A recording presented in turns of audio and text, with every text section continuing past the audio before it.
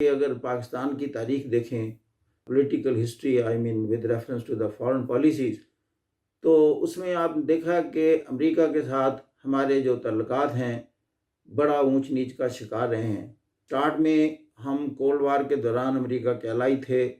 सेटो CentOS mutual defence agreement के हवाले से, तो हमें बहुत इकोनॉमिक और मिलिट्री एड भी मिली। चूँकि अमेरिका को ज़रूरत थी, उसकी नेशनल इंटरेस्ट का तकाजा था, कम्युनिज़्म एक ऑब्सेशन था अमेरिका के सामने, तो उसकी पेरिफेरी के जितने ममालिक थे उनसे वो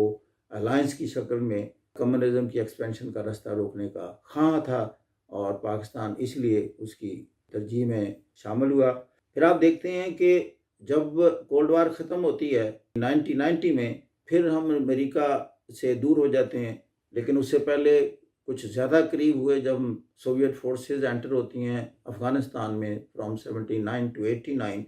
तो पाकिस्तान ने एक बहुत बड़ा रोल अदा किया उस प्रॉक्सी वार में, सोवियत यूनियन के ख़िलाफ़ सऊदी अरब, यूएई और अमेरिका से मिलकर। तो इस तरह हम उस वक्त उसकी फॉरेन पॉलिसी का कॉर्नर स्टोन ठहरे, नॉन नेटो अलाई तक हमें कहा गया। लेकिन जब ये कोल्ड वार ख़त्म होती है, सोवियत फोर्सेस वापस जाती हैं, हमारे तल्लुकात फिर बहुत नीचे आ जाते हैं। मुशर्रफ के दौर में जब तालिबान को आउस्ट करना था, फिर पाकिस्तान की ज़रूरत महसूस हुई, फिर अमेरिका हमारे करीब आया।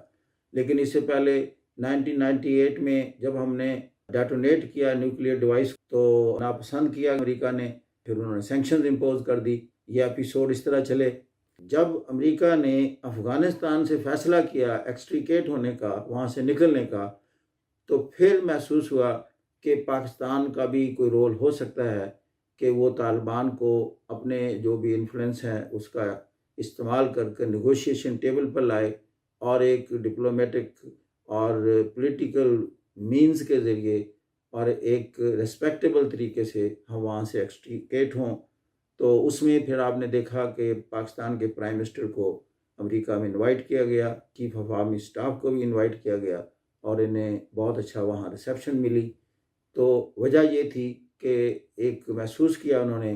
कि पाकिस्तान का जो अफ़गानिस्तान में पीस एस्टेब्लिश करने में एक बहुत बड़ा रोल हो सकता है, और वो ऐसा रोल चाहते थे कि जिसमें तमाम जो फ्रीकैन हैं उसके लिए वो रिस्पेक्टेबल हो, और विन विन की पोजीशन में वहाँ से हम एक्सट्रीकेट हों।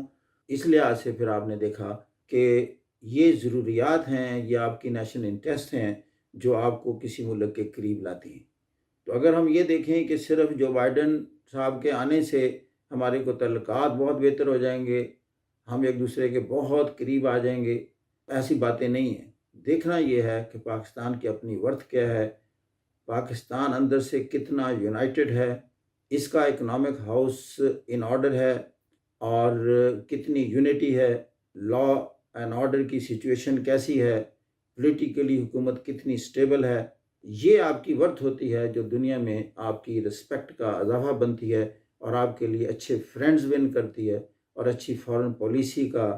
एक अंदाज बनती है। अमेरिका के अपने मसाइल हैं, उनको उन्होंने पेश नज़र रखना है। वहाँ जो भी लॉबीज़ हैं, जिसमें ज्यूश लॉबी बड़ी स्ट्रॉन्ग लॉबी है, इसके अलावा ट्रांसनेशनल कॉरपोरेशंस हैं, बड़े बड़े जॉइंट्स हैं, कि उसकी अपनी एस्टेब्लिशमेंट है, वर्ल्ड वाइड उनकी इंटरेस्ट हैं। साउथ चाइना सी में इश्यूज़ हैं, ताइवान की सिक्योरिटी अमेरिका के पास है, चाइना उसको अपना रेनिगेट प्रोविंस कहता है। साउथ चाइना सी में और भी कई जज़ायर हैं जहाँ चाइना के साथ कन्फ्रंटेशन है मुख्तलिफ मुल्कों की, क्योंकि कई मुल्क दावेदार हैं, और इसी तरह इंडियन ओशन में बिग पावर्स गेम है। तो ये सारी चीज़ें पेश नज़र रख कर ही मुल्क अपनी पॉलिसी बनाते हैं। फिर चाइना एक एमर्जिंग पावर है, उसका इन्फ्लुएंस बढ़ता जा रहा है, उसकी जो कन्फ्रंटेशन है ख़ास तौर पर वो ताइवान के हवाले से है। तो लिहाजा जो बॉटम लाइन है, वो बॉटम लाइन ये कि बहुत ज़्यादा ड्रास्टिक तब्दीलियाँ तो नहीं आएंगी, लेकिन अच्छी तब्दीली जो एक देखने में आई है वो ये है कि रेसिज्म को जो हवा मिली थी वो ख़त्म होगी, और इमिग्रेंट्स के अगेंस्ट जो एक माहौल बना था अमेरिका में वो ख़त्म होगा, और अमेरिका एक ऑल इंक्लूसिव कोलैबोरेटिव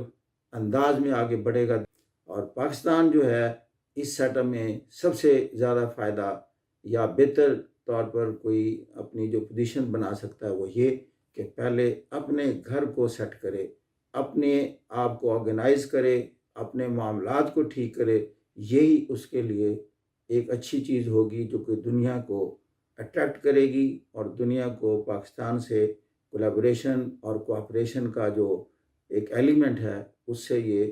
فیض یاب ہوگی۔ ایون چائنا کی بھی جو پاکستان میں دلچسپی ہے سی پیک کے حوالے سے یا ایک BRI کا جو سیگمنٹ ہے وہ بھی ہمارے